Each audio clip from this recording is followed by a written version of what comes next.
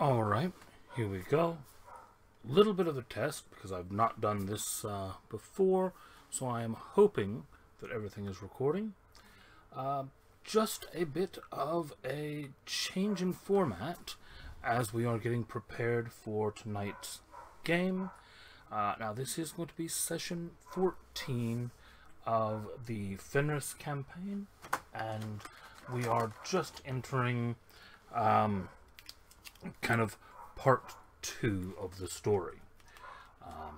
The first part of the game has been all about kind of traversing Fenris and getting to where they're heading to and learning their way around.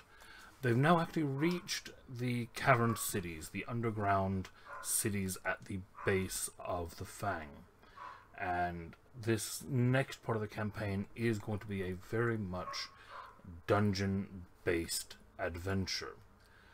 We ended the last game literally with them walking down into the first room of the cavern cities or the underground tunnels, which they, due to one of their characters who is not from Fenris, are aware is actually a crashed colony spelljamming ship, a huge spacefaring vessel that's crashed hundreds and hundreds of years ago.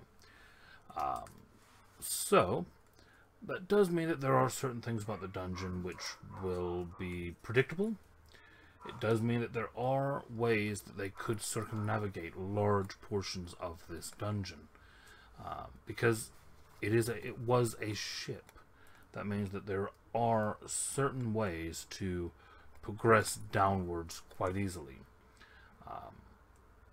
There are elevators, assuming they can get them working. That could be a problem considering it's been down here for quite a long while. There are stairways, assuming they are not collapsed. There are other ways to move between decks. So the amount of time they spend in this dungeon is in a lot of ways up to the group.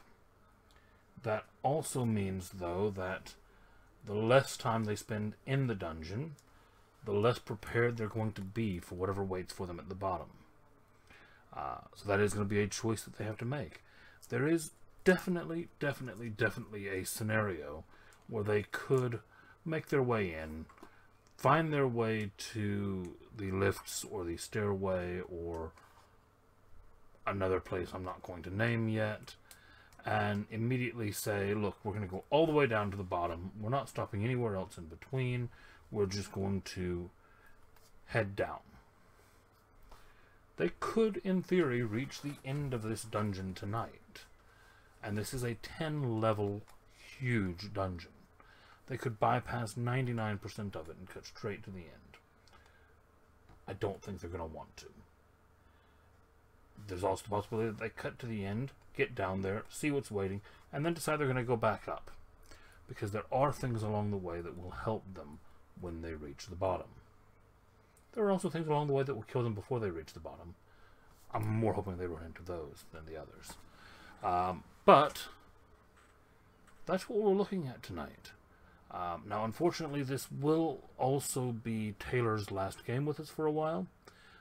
So we will be looking to do something with the character of Cain, which is a pity because the last game he's just made a deal with the devil, which I was really looking forward to playing off of.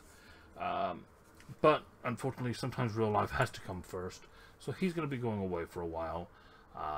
That does mean that his character is going to need to go out of it, either through death or through something else.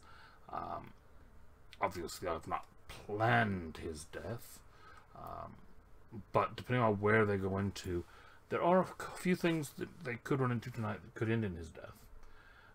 So we'll see where that goes. We'll see where the game goes. And there we are. Until then, have a great day, have a great week, and tune in tonight. Assuming this works well and it's actually streaming now and it loads to YouTube correctly and I don't have any problems, I'm probably actually going to go ahead and live stream the game tonight too. It means that it should be up a lot quicker than it normally is. So fingers crossed that that works, and I will talk to you later on.